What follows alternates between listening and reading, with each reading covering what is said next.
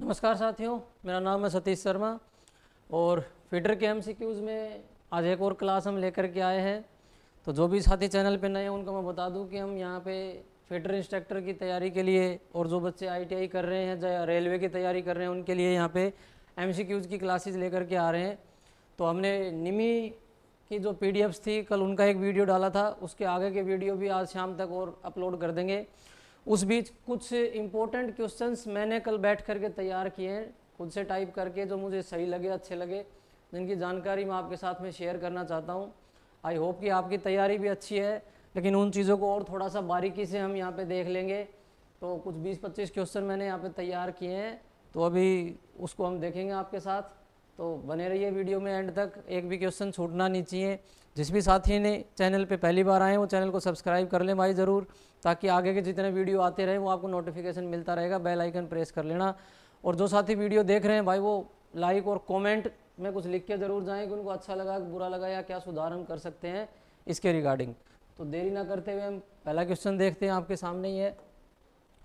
एक बात और भाई, ये सारे क्वेश्चन मैंने इंग्लिश में टाइप किए हैं, लेकिन मैं सभी हिंदी अनुवाद के साथ में हम यहाँ पे डिस्कशन करेंगे, तो ऐसा कोई पैनिक वाली बात नहीं है कि इंग्लिश में क्वेश्चन लेकर के आ गया, ठीक है। तो यहाँ पे बात करते हैं, cutting tool use to finish enlarge a hole is known as, यानी कि कौन सा कटिंग टूल है जो एक होल को फिनिश करने और बड़ा करने के लिए काम में लिया जाता है इन चारों में से। तो इन चारों में से देखिए, ड्रिल बिट है, टैप है, डाई है और रिमर है। तो काफ़ी इजी क्वेश्चन है, लेकिन समझ का फेर है। तो यहाँ पे हमारा जो आंसर है, एक तो सभी दोस्त क्या है, खुद के आंसर पहले टिक कर लें कि आपने कितने सही किए हैं जो मैंने बताया उसके अनुसार। और कमेंट में कल भी किसी ने नहीं बताया भाई, केवल एक बंदे ने बताए थे, बाकी किसी ने नहीं बताया कि किसके कितने क्वेश्चन सही हो पाए हैं। तो ज़रूर कमेंट करके बताएं कि कितने क्वेश्चन आपके सही हुए हैं जाने से पहले, इसमें आपका कुछ बिगड़ने वाला नहीं है। तो यहाँ पे देखिए, रिमर जो है सही हो जाएगा, जिससे लिए हम किसी छेद होल को फिनिश कर सकते हैं और बड़ा कर सकते हैं, ठीक है। पहले क्वेश्चन का आंसर हमारा रिमर हो जाएगा।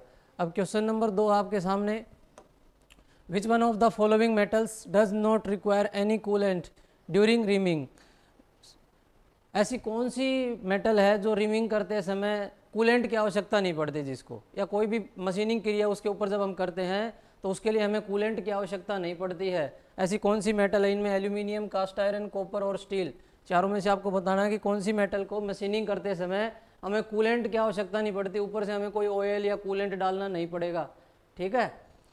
तो बताइए आपका आंसर क्या है, आप नोट करके रखिए। यहाँ पे अपना जो आंसर है वो रहने वाला है कास्ट आयरन के साथ में। कास्ट आयरन की मशीनिंग करते समय हमें कूलेंट की आवश्यकता नहीं पड़ती है। आगे बताऊंगा कि क्यों नहीं पड़ती है इसके बारे में भी, ठीक है। आगे है, a cutting tool use to cut outside thread is called, इनमें से कौन सा एक कटिंग टूल है जो कि बाहरी चूड़ियाँ काटता है, ये आपको बताना है। बाहरी चूड़ी काटने में कौन सा कटिंग टूल है वो यूज में ले सकते हैं हम। तो आपके सामने है ड्रिल, रिमर, डाई और टैप। तो ये दोनों तो चूड़ियाँ काटते ही नहीं है, सबको पता है। टैप है वो इंटरनल थ्रेड काटता है, और जो डाई है वो एक्सटर्नल थ्रेड यानी कि बाहरी चूड़ियाँ काटने के लिए काम में ली जाती है। तो हमारा जो आंसर है वो डाई के साथ में चला जाएगा। डाई है वो एक्सटर्नल थ्रेड यहाँ पे काटती है। आगे बात करते हैं क्वेश्चन नंबर 4 की। देखिए question number 4, what is used for removing A broken tap, एक टूटा हुआ टैप निकालने के लिए कौन सा औजार इस्तेमाल करते हैं इनमें से। तो देखिए, tap disposer, tap wrench, tap extractor या टैप नट। जिन साथियों ने तैयारी अच्छी कर रखी है उनको ये सारे क्वेश्चन काफ़ी इजी लग रहे होंगे, लेकिन काफ़ी मेरे साथी ऐसे हैं जो इनमें कन्फ्यूज़न में हैं, तो उनके लिए काफ़ी मदद हो जाएगी यहाँ पे। और यहाँ पे हमारा जो आंसर है वो टैप एक्सट्रैक्टर के साथ में चला जाएगा। टैप एक्सट्रैक्टर है वो काम में लिया जाता है किसी टूटे हुए टैप को निकालने के लिए, ठीक है। ये क्वेश्चन 4 हो गए। भाई वीडियो अच्छा लग रहा हो तो एक बार लाइक का बटन ज़रूर दबा दें। अगला क्वेश्चन है हमारा, while step turning it is preferred to turn, जब हम स्टेप टर्निंग करते हैं तो हमें क्या प्राथमिकता रखनी चाहिए सबसे पहले, ये हमारा क्वेश्चन है। तो सबसे पहले हमें स्मॉल डायमीटर को टर्निंग करनी चाहिए, या सबसे पहले हमें बड़े डायमीटर की टर्निंग करनी चाहिए, दोनों में से कोई भी कर सकते हैं या भी, या दोनों में से कोई भी नहीं। ये 4 ऑप्शन दिए गए आपके सामने कि जब हम स्टेप टर्निंग करते हैं तो हमें क्या प्राथमिकता लेनी चाहिए पहले। तो यहाँ पे जो हमारा आंसर है बी के साथ चला जाएगा, हमें पहले जो बड़ा डायमीटर है उसकी टर्निंग करनी चाहिए। इसमें अधिकतर क्वेश्चंस मैंने लेथ मशीन के रिगार्डिंग लिए हैं या उनसे संबंधित ही लिए हैं, उनके ऑपरेशन से संबंधित लिए हैं। ठीक है। अगले क्वेश्चन की हम बात करते हैं, which type of the following type of chips is found while turning, यहाँ पे आ जाएगा कास्ट आयरन, कि जब हम कास्ट आयरन की टर्निंग करते हैं, लेथ मशीन के ऊपर हम टर्निंग कर रहे हैं कास्ट आयरन की, तो किस टाइप की चिप्स हैं वो निकल करके आती हैं। चिप्स निकलती हैं ना जब हम कटिंग करते हैं तो टुकड़ों में, तो वो किस टाइप की आती हैं बताओ। यहाँ पे पहला ऑप्शन है लॉन्ग कर्वी चिप्स, मतलब इस तरीके की लॉन्ग चिप्स आती हैं। दूसरा है सेगमेंटल चिप्स की टुकड़े टुकड़े टुकड़े टुकड़े होकर के आती हैं। तीसरा ऑप्शन है आई शेप्ड चिप्स, मतलब छोटे छोटे पीस इस तरह से बन करके आते हैं, ठीक है। और चौथा है स्पाइरल शेप्स, आपने देखा होगा इस तरह की कर्ली शेप्स भी बन जाती हैं। तो इन चारों में से किस प्रकार के टुकड़े निकल के आते हैं जब हम कास्ट आयरन की टर्निंग करते हैं। तो आपको अगर मेटल के बारे में नॉलेज रहेगी कि कास्ट आयरन में कितना कार्बन है क्या है, उसके हिसाब से आप इजीली बता सकते हैं कि कौन सा आंसर हमारा सही रहेगा। एक बात मैं बता दूं कि ये क्वेश्चन है, ये बहुत इंपॉर्टेंट है, काफ़ी सारे कंपटीशन एग्जाम में पूछा जा चुका है, इसलिए मैं इसको निकाल करके यहाँ पे लेके आया हूँ आपके लिए भी। तो यहाँ पे जो हमारा आंसर होगा वो सेगमेंटल चिप्स रहेगा, जो छोटे छोटे पीसीज में बन करके आएंगे, क्योंकि इसके अंदर कार्बन की मात्रा बहुत ज़्यादा है। तो इसमें जो लॉन्ग रेसेज हैं ये नहीं बनते हैं, लॉन्ग चिप्स है वो नहीं बनती है, ना ही कर्ली चिप्स बनती है, ठीक है। तो आप एक बार ज़रूर इसके ऊपर फोकस कर ले, माइल्ड स्टील का ही पूछा जा सकता है ये आपसे। अगला जो हमारा क्वेश्चन है, the difference in measurement between the machine and unmachine diameter is equal to. ये क्वेश्चन मैं आपको समझा देता हूँ कि एक डायमीटर है, जैसे एक रोड है ये, ठीक है। ये पहले हमने टर्निंग इसकी नहीं कर रखी, थोड़ी देर बाद हमने इसकी टर्निंग कर दी, ठीक है, तो इसका डायमीटर छोटा हो गया, ठीक है। तो जो हमने डेप्थ ऑफ कट लिया था, भाई हम टूल से डेप्थ ऑफ कट लेते हैं ना, लेथ मशीन के अंदर जब हम टर्निंग करते हैं तो फीड देते हैं, उसी को डेप्थ ऑफ कट कहते हैं, कि कितनी गहराई का हमने कट लिया, वो किसके अंतर के बराबर होता है। तो यहाँ पे दे रखा है डेप्थ ऑफ कट, यहाँ भी यानी कि जो इसका डायमीटर आया, बड़े वाला डायमीटर से छोटे वाले डायमीटर का जो अंतर है ना, वो किसके बराबर है, डेप्थ ऑफ कट जितना हमने लिया था उसके क्या बराबर है। जैसे कि मुझे पहले ये 10 mm की 15 mm की थी, मैंने इसको घिस करके और यहाँ पे 10 mm की कर दी, तो मैंने डेप्थ ऑफ कट कितना लिया, क्या उस डेप्थ ऑफ कट के बराबर ही है इन दोनों का डिफरेंस। जैसे इनमें 5 डिफरेंस आ गया, ये 15 है और ये 10 है, दोनों में 5 का डिफरेंस आ गया, तो क्या वो डेप्थ ऑफ कट के बराबर है, क्या वो डेप्थ ऑफ कट से आधा है, जितना मैंने डेप्थ ऑफ कट लिया था क्या 5 उसका आधा है, दोनों का डिफरेंस कितना है 5, क्या वो डेप्थ ऑफ कट के 2 गुना है, क्या वो इनमें से कोई भी आंसर सही नहीं है। तो यहाँ पे आपको काफ़ी वैसे इजी क्वेश्चन भी है लेकिन समझ का फेर भी है। क्या आप आंसर करना चाहेंगे कि वो डेप्थ ऑफ कट, जैसे क्या मैंने डेप्थ ऑफ कट 5 ही लिया था, आधे का मतलब है क्या मैंने डेप्थ ऑफ कट यहाँ पे 10 लिया था जिसका आधा ये 5 ही कटा यहाँ पे, क्या मैंने डेप्थ ऑफ कट यहाँ पे 2.5 लिया था जिसका 5 mm मेरे को कम होकर के ये मिला है। ये है इसका कंक्लूजन निकल करके आपको इनमें से बताना है। तो यहाँ पे सही आंसर है हमारा, आप अपना नोट कर लीजिए, इसमें सही आंसर हो जाएगा ऑप्शन सी, 2 गुना है डेप्थ ऑफ कट का। जब हम 2.5 mm का डेप्थ ऑफ कट लेंगे तो जॉब तो घूम रही है ना हमारी, तो टोटल जो हमें डायमीटर प्राप्त होगा वो 5 mm का हो जाएगा टर्निंग का, ठीक है। अगला जो क्वेश्चन है, which one of the following statement is suitable to get better finish by turning, यानी कि कौन सी स्टेटमेंट इनमें से सही फिट रहेगी टर्निंग करते समय अच्छी फिनिशिंग प्राप्त करने के लिए। अच्छी फिनिशिंग प्राप्त करनी है हमें लेथ मशीन के ऊपर टर्निंग करते समय, तो उसके लिए इनमें से कौन सी सुटेबल रहेगी स्टेटमेंट। तो सारी स्टेटमेंट मैं आपको बता देता हूँ कि increase the speed and feed, हमें जो स्पीड है वो भी लेथ की बढ़ा देनी चाहिए और फीड है वो भी बढ़ा देनी चाहिए, क्या ये सही है। दूसरा है reduce the speed and feed, हमें स्पीड भी कम कर देनी चाहिए और फीड भी कम कर देनी चाहिए, तब हमें क्या अच्छी फिनिशिंग प्राप्त होगी। ऑप्शन सी है increase the speed and reduce the feed, हमें स्पीड को तो बढ़ा देना चाहिए और फीड को कम कर देना चाहिए। चौथा ऑप्शन पढ़ते हैं कि increase the speed and reduce the feed, ये सेम ही दे दिए, तो यहाँ पे आप कर लीजिए फीड और यहाँ पे कर दीजिए स्पीड। तीसरा और चौथा ऑप्शन सेम हो गए कि इंक्रीज द फीड और रिड्यूस, हमें स्पीड कम कर दें और फीड को बढ़ा दें। तो चारों ऑप्शन आपको समझ में आ गए होंगे, एक में दोनों ही चीज़ हमें बढ़ानी है, एक में दोनों ही चीज़ हमें घटानी है, एक में हमें स्पीड को बढ़ाना है लेकिन फीड कम करना है, एक में हमें फीड को बढ़ाना है लेकिन स्पीड को कम करना है। तो बताइए इनमें से कौन सा ऑप्शन सही रहेगा जिससे हमें एक अच्छी फिनिशिंग टर्निंग करते समय प्राप्त करें। जिसने भी लेथ मशीन चलाई है इजीली बता पाएंगे। हमारा यहाँ पे आंसर है वो सी ऑप्शन के साथ में चला जाएगा, जबकि जब हम स्पीड को हाई कर देते हैं और जो फीड है वो काफ़ी कम रखते हैं, बहुत कम काटते हैं धातु को, उस समय हमें बहुत ही अच्छी फिनिशिंग है जॉब के ऊपर वो प्राप्त होती है। तो कन्फ्यूजन में ना रहे, जिस साथी ने भी लेथ नहीं चलाई है वो भी यहाँ पे अच्छी तरीके से इस बात को समझ जाए। अगला क्वेश्चन है हमें कैलकुलेशन का देखने को मिलेगा। देखिए साथियों, आपके पेपर में आपको 2 से 3 क्वेश्चन जरूर कैलकुलेशन के लिए आएंगे, जिसमें आपसे टैप ड्रिल साइज निकलवा जा सकता है, ड्रिल मशीन की कटिंग स्पीड फीड निकलवाई जा सकती है, या आपसे लेथ मशीन के ऊपर कटिंग स्पीड या इसके आरपीएम निकलवाए जा सकते हैं। तो यहाँ पे पढ़ते हैं, देखिए 4 प्लेन टर्निंग ए 60 mm डाया, यानी कि जो डी है वो क्या है 60 mm, ठीक है। फिर HS work piece using HS tool with cutting speed is 30 mm, cutting speed को V से डिनोट करते हैं, यहाँ पे 30 मीटर प्रति मिनट है, ठीक है। तो हमें क्या निकालना है, यहाँ पे आरपीएम निकालना है, यानी कि N निकालना है। तो N इज इक्वल टू क्या फॉर्मूला होता है, यहाँ पे ऊपर होता है ये आपकी cutting speed V into 1000 upon में पाई और D। इसके अंदर आप फॉर्मूले में पुट कर दो। V की वैल्यू क्या है 30 इंटू 1000 अपॉन में पाई की वैल्यू 3.14 और D की वैल्यू क्या है 60।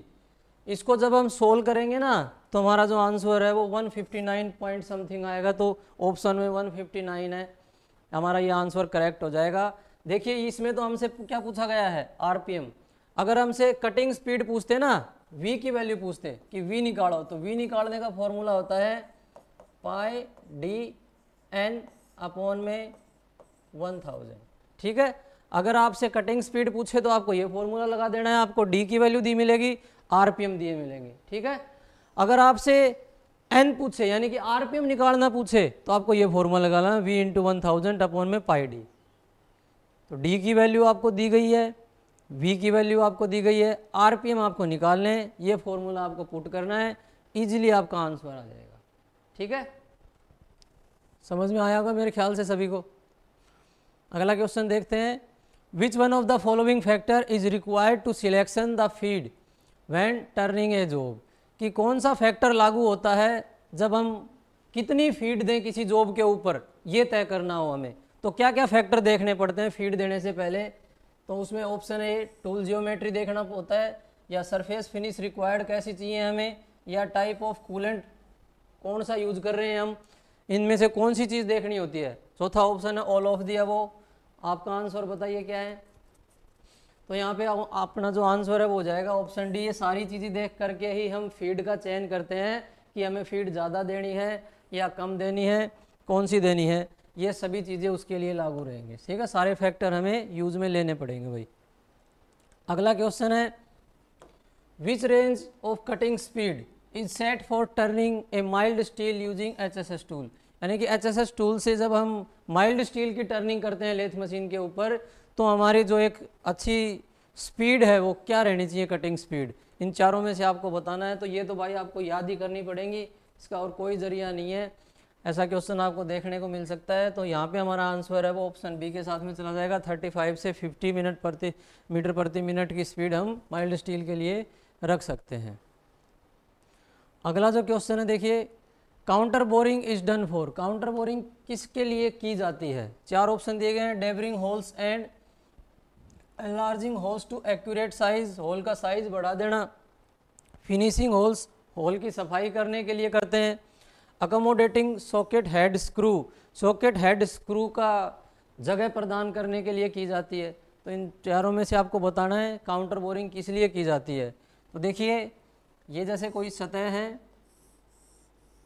इसके ऊपर काउंटर बोरिंग करने के लिए हमें कुछ जगह के अंदर इस तरीके से जगह बनाते हैं। क्यों?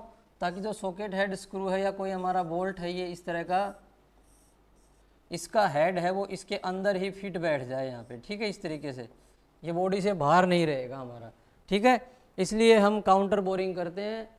सबको पता ही है counter boring, counter sinking, spot facing, इनमें से ज़रूर एक क्वेश्चन पूछा जा सकता है। स्पोर्ट फेसिंग भी आपसे पूछा जा सकता है, ठीक है। अगला क्वेश्चन है, for setting of a tool for threading it is aligned with the work by using, कि जब हम थ्रेडिंग करते हैं लेथ मशीन के ऊपर तो हम टूल को सेट करना पड़ता है हमें थ्रेडिंग करने से पहले। तो वो सेट करते हुए टूल को अलाइन करने के लिए, अलाइनमेंट में लाने के लिए हम इनमें से कौन सा टूल यूज़ लेते हैं कि जिससे हमें ये पता चले कि हमारा टूल है वो सही रास्ते पे अलाइन हो गया है। ये किससे पता चलेगा? ए ऑप्शन है ट्राई स्क्वायर लगा के चेक करेंगे, बी ऑप्शन है सेंटर गेज से चेक करेंगे, सी ऑप्शन है थ्रेड प्लग गेज से चेक करेंगे और डी ऑप्शन है टेम्पलेट से चेक करेंगे। काफ़ी अच्छा क्वेश्चन है, ये काफ़ी बार पूछा जा चुका है एग्जाम्स में, आपको पता होना चाहिए कि जब हम थ्रेडिंग काटेंगे लेथ मशीन पे तो टूल को किससे चेक करेंगे। तो यहाँ पे जो हमारा आंसर है वो हो जाएगा कौन सा? ऑप्शन बी के साथ में सेंटर गेज है उसको लगा करके हम चेक करेंगे। उसके साइड में कट दिया रहता है, जैसे हमें 55 या 60 डिग्री के ऊपर सेट करना है टूल, 60 डिग्री का टूल है हमारा थ्रेडिंग करने के लिए, 55 डिग्री का है तो उसमें साइड में कट दिया रहता है जो जॉब के साथ में पैरेलल में रहता है और हमारा टूल है वो 60 डिग्री या 55 डिग्री के अंदर चेक कर सकते हैं हम लगा करके साथ में। अगला जो क्वेश्चन है हमारा, while cutting internal thread on a lathe with single point cutting tool the spindle speed should be, कि जब हम अंदरूनी चूड़ियाँ काटते हैं किसी लेथ मशीन के ऊपर तो उस समय हमें स्पिंडल स्पीड कितनी रखनी चाहिए, ये पूछा गया है। Less than for the plain turning, जो प्लेन टर्निंग है उससे कम रखनी चाहिए, equal to the plain turning, जितनी हम प्लेन टर्निंग में रखते हैं क्या उसके बराबर रखनी चाहिए, या more than for plain turning, plain turning से ज़्यादा स्पीड रखनी चाहिए, या नन ऑफ द अबव, ऊपर में से कोई नहीं। तो यहाँ पे जो हमारा आंसर है वो ए ऑप्शन के साथ में चला जाएगा कि प्लेन टर्निंग से हमें कम स्पीड रखनी चाहिए जब हम अंदरूनी चूड़ियाँ काटते हैं, इंटरनल थ्रेड यहाँ पे काटते हैं। तो देखिए क्वेश्चन ज़रूर मैंने आपको इंग्लिश में दे रखे हैं लेकिन सबके सारे के सारे अनुवाद मैं आपको हिंदी में साथ साथ में समझा रहा हूँ। तो कई भाई क्या है इंग्लिश देखते ही पैनिक ले लेते हैं।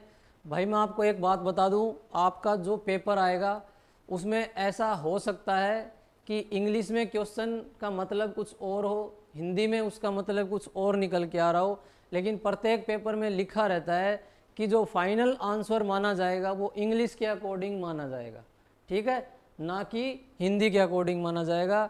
इसलिए आपको इंग्लिश में भी प्रैक्टिस करना ज़रूरी है, उसको आप हिंदी में समझ के आंसर करें। प्रत्येक क्वेश्चन जो हिंदी में आप इजीली टिक कर दें उसको एक बार ज़रूर इंग्लिश में पढ़ें, ये बात नोट करके रखना भाई। अकेले हिंदी में देख के कोई पेपर नहीं करेगा, साथ में प्रत्येक क्वेश्चन को इंग्लिश में ज़रूर पढ़ना, टाइम आपके पास बहुत रहेगा। नेगेटिव मार्किंग है, एक बार गलत भर दिया तो आपके सही वो तो गलत हो ही गया, सही वाले को और ले बैठेगा। तो इंग्लिश को साथ में ज़रूर पढ़ना है आपको। अगला क्वेश्चन है हमारा, ए कॉम्बिनेशन चक इज, ये जो क्वेश्चन है दोस्तों पिछला जो इंस्ट्रक्टर का एग्जाम हुआ था फिटर का उसमें पूछा गया है। ये क्वेश्चन मैंने फिर से ऐड कर दिया है कि कॉम्बिनेशन चक में क्या होता है, 4 जा फ्री चक होते हैं, जैसे अपना 4 जा चक होता है नॉर्मल, क्या उसकी तरह 4 जा होते हैं फ्री। सेल्फ सेंटरिंग चक होता है, क्या 3 जा चक की तरह ये भी सेल्फ सेंटरिंग चक होता है। तीसरा ऑप्शन है बोथ ए एंड बी, क्या दोनों है ए और बी। और लास्ट ऑप्शन है नन ऑफ द ओ, इनमें से कोई भी नहीं। आपको बताना है कि कॉम्बिनेशन चेक कैसा होता है। तो काफ़ी साथियों को तो पता होगा, अपना आंसर करेक्ट करें। तो यहाँ पे जो अपना आंसर हो जाएगा वो ऑप्शन सी के साथ में चला जाएगा कि इसको दोनों तरीके से यूज कर ले सकते हैं, फ्रीजा चक की तरह भी और सेल्फ सेंटरिंग चक की तरह भी। कॉम्बिनेशन चक दोनों तरीके से काम यहाँ पे लिया जा सकता है, ठीक है। अगला क्वेश्चन है लेथ एसेसरीज से ही है कि a mandrel is use for, mandrel है वो किस के लिए काम में लिया जाता है। तो आपको बताना है to clamp square job, to clamp a hollow job, to clamp round solid bar, all of the above. क्या इन सभी के लिए काम में लिया जाता है, या भाई किसी स्क्वायर जॉब को पकड़ने के लिए काम में लिया जाता है, या ऐसी कोई जॉब जिसके अंदर से होलो हो, ठीक है, अंदरूनी डायमीटर हो जिसमें, या किसी राउंड सॉलिड बार जो कोई सॉलिड अपनी रोड है उसको पकड़ने के लिए काम में लिया जाता है, या इन सभी को पकड़ने के लिए काम में लिया जाता है। मैंड्रेल का क्या कार्य है, जिसने मैंड्रेल देखा होगा इजीली बता देंगे। तो यहाँ पे हमारा आंसर है वो ऑप्शन बी के साथ में चला जाएगा। जो भी राउंड जॉब है, होलो जॉब है, उनको हम, जैसे कोई बियरिंग है, छोटा बियरिंग है, राउंड है, उसके ऊपर हमें कोई टर्निंग करनी है, उसको हम चक में तो पकड़ नहीं सकते, तो उसको हम मैंड्रेल के ऊपर चढ़ा देते हैं। मैंड्रेल टेपर टाइप के भी होते हैं और भी काफ़ी सारे प्रकार के होते हैं, और उस मैंड्रेल को साफ्ट जैसा होता है उसको हम चक में पकड़ लेते हैं, जिससे हम ये जो कार्रवाई है सारी कर सकते हैं, टर्निंग वगैरह है अपनी कर सकते हैं।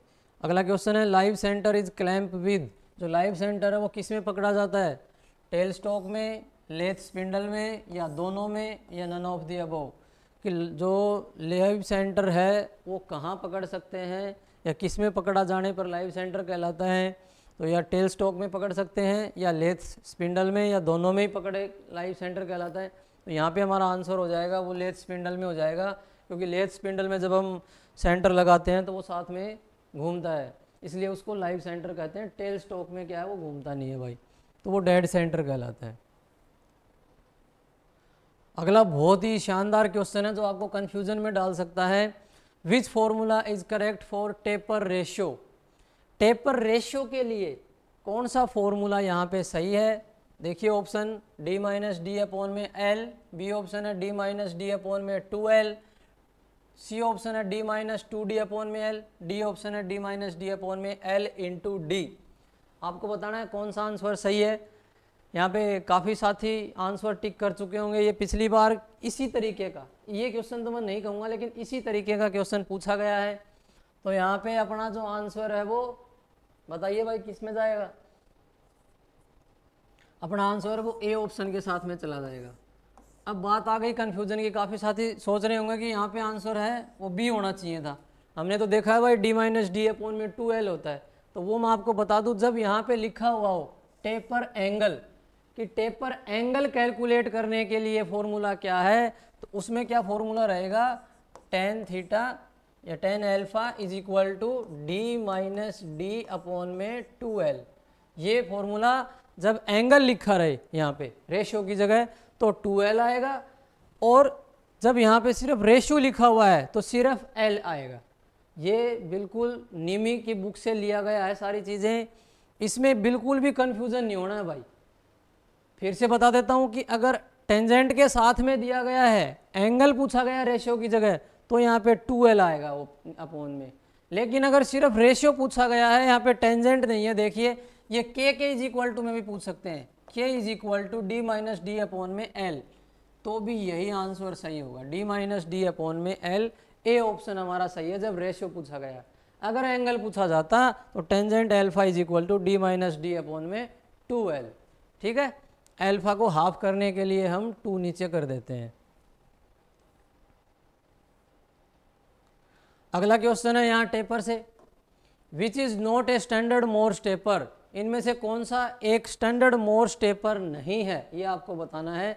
स्टैंडर्ड मोर्स टेपर दिए जाते हैं, उनके कुछ टाइप्स हैं, अभी बताऊंगा, पहले आप आंसर बताइए इसमें से क्या है। MT0, MT5, MT8 और MT2, इनमें से कौन सा स्टैंडर्ड मोर्स टेपर नहीं है? तो यहाँ पे मैं आपको बता दूं, आंसर अपना ऑप्शन सी के साथ में चला जाएगा। MT8 है वो अपना स्टैंडर्ड मोर्स टेपर यहाँ पे नहीं है। ठीक है, MT0 से लेके MT6 तक या MT7 तक, काफ़ी बुक्स में 6 दे रखा है, काफ़ी में 7 दे रखा है, ये हमारे स्टैंडर्ड मोर्स टेपर होते हैं। ठीक है, लेकिन जो MT8 है वो हमारा स्टैंडर्ड मोर्स टेपर में नहीं आता है। अगला क्वेश्चन है, which component is use to clamp to avoid vibration of small dia long length bar on lathe. मैं आपको समझा देता हूँ कि लेथ मशीन के चक में, क्वेश्चन का मतलब क्या है आपको समझना है कि जैसे लेथ मशीन का ये चक है, ठीक है, इसके अंदर हमें कोई पतला सरिया पकड़ना है, इसकी लंबाई भी ज़्यादा है, तो ये वाइब्रेशन करता है। ठीक है, ये वाइब्रेशन करेगा। उस वाइब्रेशन को रोकने के लिए हमें कौन सा टूल या कौन सा इक्विपमेंट, कौन सी एसेसरीज काम में लेनी पड़ती है, वो बताना आपको। ऑप्शन दिए गए हैं face plate, lathe dog, steady rest और मैंड्रेल। चारों में से कौन सा सही है जो लॉन्ग लेंथ बार को पकड़ने के लिए, वाइब्रेशन से बचाने के लिए यूज में लिया जाता है? बताइए आपका आंसर क्या रहेगा।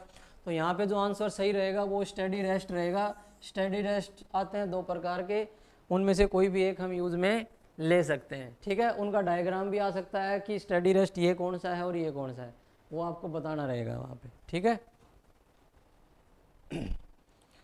अगला जो क्वेश्चन है हमारा question number 21, which coolant is used when cutting of aluminium. Aluminium की कटिंग करते समय कौन सा कूलेंट इस्तेमाल करते हैं? बहुत इंपॉर्टेंट क्वेश्चन है, बहुत बार एग्जाम में आ चुका है, फिर से आपको देखने को मिल सकता है। यहाँ पे ऑप्शन में है soluble oil, vegetable oil, kerosene oil या एनिमल ऑयल। इन चारों में से कौन सा ऑयल है जो हम यूज़ करते हैं जब हम एल्यूमिनियम को कटिंग करते हैं, मशीन करते हैं, कुछ भी करते हैं, उस समय उस कूलेंट तो यूज़ लेना ही पड़ेगा ना। तो वो कौन सा यूज़ में लेंगे इनमें से? काफ़ी इजी क्वेश्चन भी है, लेकिन जिसने ना पढ़ा हो भाई उसके लिए काफ़ी मुश्किल भी है। तो यहाँ पे मैं आपको बता दूँ, अपना जो सही आंसर है वो ऑप्शन सी के साथ में चला जाएगा। कैरोसिन एज ए कूलेंट के रूप में यूज़ लेते हैं जब हम एल्यूमिनियम की कटिंग करते हैं। जिन साथियों ने पहली बार पढ़ा है उनके लिए काफ़ी शॉकिंग रहा होगा कि भाई कैरोसिन कैसे कूलेंट के लिए यूज़ आ सकता है एज ए कूलेंट। अगला क्वेश्चन है हमारा, which coolant is use for cast iron. मेरे ख्याल से रिपीट ही हो गए ये क्वेश्चन। आपको बताना है कि कौन सा कूलेंट है वो यूज लिया जाता है कास्ट आयरन को काटते समय, मशीनिंग करते समय। ऑप्शन है सोल्यूबल ऑयल, ड्राई मतलब सूखा कोई नहीं, कैरोसिन ऑयल या वाटर। इन चारों में से कौन सा काम में लेंगे? मैंने पहले ही बताया था आपको, शुरू में भी ये क्वेश्चन आया है। तो हमारा जो आंसर है वो बी के साथ चला जाएगा, कोई भी कूलेंट यूज़ नहीं लेते हैं। अब क्यों नहीं लेते हैं उसके ऊपर मैं बात कर लेता हूँ। क्योंकि कास्ट आयरन के अंदर ग्रेफाइट की मात्रा होती है जो कि एक ड्राई कूलेंट है अपने आप में पहले से ही, तो वो पहले से ही उसको कूल रखने में मदद करता है ग्रेफाइट। इसलिए हम क्या करते हैं, जो कास्ट आयरन की मशीनिंग करते समय किसी भी कूलेंट का यूज़ नहीं लेते हैं। क्वेश्चन नंबर अगला 23, if the tool is below to the centre line of job. कि जो टूल है, जैसे ये हमारी जॉब है, मैं आपको डायग्राम के माध्यम से बता देता हूँ, ठीक है। ये सेंटर लाइन है, इस सेंटर लाइन से बिलो नीचे की तरफ में हमारा टूल रह जाए। एक सेकंड लगा,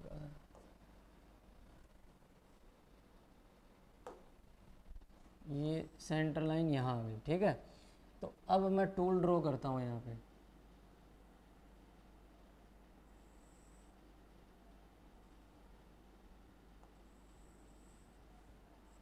कुछ इस तरह का मानिए अपना टूल। अगर मैं इस टूल को नीचे की तरफ इस सेंटर लाइन से खिसका देता हूँ तो क्या असर पड़ेगा, वो यहाँ पे आपको बताना है। क्लियरेंस एंगल इज डिक्रीज, जिससे क्या क्लियरेंस एंगल है वो कम हो जाएगा। रेक एंगल इज इंक्रीज, क्या रेक एंगल बढ़ जाएगा। क्लियरेंस एंगल इज इंक्रीज, क्या क्लियरेंस एंगल बढ़ जाएगा। बी एंड सी बोथ, कि रेक एंगल भी बढ़ जाएगा और क्लियरेंस एंगल भी बढ़ जाएगा। क्या ये सही है? तो आपको बताना है कि अगर मैं इस टूल को इस सेंटर लाइन से नीचे खिसका दूँ थोड़ा सा, तो कौन सा एंगल इनमें से बढ़ जाएगा, ये आपको आंसर बताना है। बहुत इंपॉर्टेंट क्वेश्चन है, बुक में डायग्राम सही दे रखा है नीमी में, बहुत अच्छा क्वेश्चन है, ध्यान देने योग्य क्वेश्चन है, पेपर में पूछा जा सकता है। मैंने तो डायग्राम बना दिया, आपको डायग्राम भी नहीं दिया जाएगा, सिर्फ ऐसे क्वेश्चन ही आएगा। उसमें बिलो भी दे सकते हैं और अप भी दे सकते हैं, कि सेंटर लाइन से ऊपर होगा तो क्या फ़र्क पड़ेगा, नीचे होगा तो क्या फ़र्क पड़ेगा। अभी हम सब डिस्कशन कर लेंगे, पहले आप इसका आंसर बताइए। तो यहाँ पे देखिए, जो सही आंसर है हमारा वो किसके साथ चला जाएगा, क्लियरेंस एंगल इज इंक्रीज। जो क्लियरेंस एंगल है वो हमारा यहाँ पे बढ़ जाएगा अगर हम इसको नीचे लेकर के आएंगे। तो देखिए इसमें क्लियरेंस एंगल होता कौन सा है, ये जो एंगल यहाँ पे बन रहा है ना, ये हमारा क्लियरेंस एंगल है। और ये जो एंगल अगर मैं यहाँ पे एक लाइन लगा दूँ और ये जो एंगल बनेगा ये हमारा रेक एंगल है, ठीक है।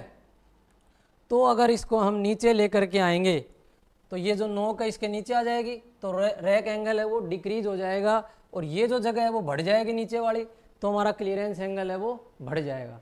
अगर हम इसको ऊपर लेके जाएंगे, सेंटर से इसको ऊपर लेकर के जाएंगे, तो जो हमारा रेक एंगल है ना वो तो बढ़ जाएगा और क्लियरेंस एंगल है ये जगह ये कम हो जाएगी ना नीचे वाली, तो जो क्लियरेंस एंगल है वो कम हो जाएगा अगर हम ऊपर लेके जाएंगे। तो दोनों एक दूसरे के इन्वर्सली प्रोपोर्शनल है, रेक एंगल और क्लियरेंस एंगल।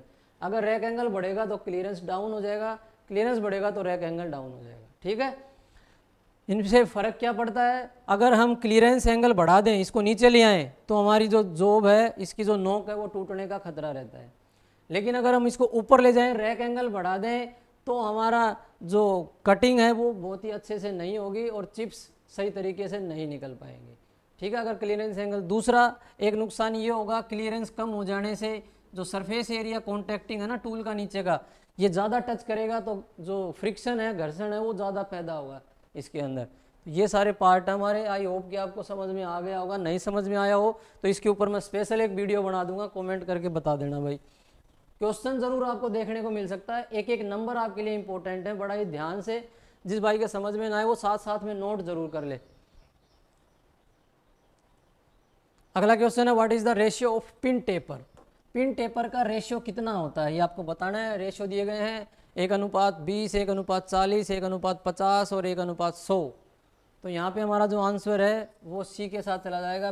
पिन टेपर का रेशियो है वो 1:50 होता है।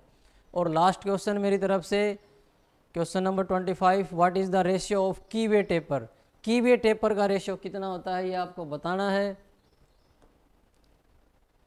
आपको सारे रेशियो याद कर लेते हैं, ये चेक करके अपनी बुक से मोर्स टेपर के बारे में पढ़ लेना है। कीवे टेपर है। यहाँ पे हमारा जो आंसर है, आप अपना आंसर बताइए फिर मैं मेरा बताता हूँ। हमारा जो आंसर है वो यहाँ पे ऑप्शन डी के साथ में चला जाएगा। 1:100 है वो यहाँ पे कीवे टेपर का रेशियो रहता है। तो भाई साथी जो भी नए थे उनको वीडियो कैसा लगा कमेंट करके बताएं, क्या सुधार हम कर सकते हैं। रही नीमी वाली पीडीएफ की बात, तो शाम तक उसका नेक्स्ट वीडियो हम लेकर के आ जाएंगे। हमने कल 50 तक क्वेश्चन सोल्व कर लिए थे, उससे आगे के क्वेश्चन अभी हम सोल्व करेंगे। तो आई होप कि आपको अच्छा समझ में आया हो। तो भाई लाइक कर जाएं और कुछ ना कुछ कमेंट ज़रूर करके जाएं। अच्छा लगा, बुरा लगा, क्या सुधार कर सकते हैं उसके बारे में ज़रूर बताएं। नहीं तो कुछ हाई हेलो ही करके जाएं, लेकिन बता करके ज़रूर जाएं भाई। ठीक है, धन्यवाद। जय हिंद, जय भारत।